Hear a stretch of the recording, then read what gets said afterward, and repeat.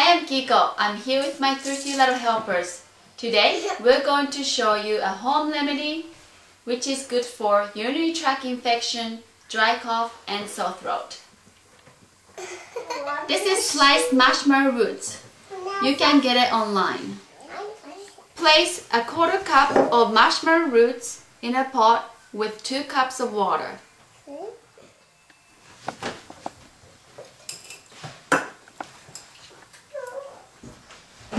Bring it to a boil and simmer it for 10 minutes.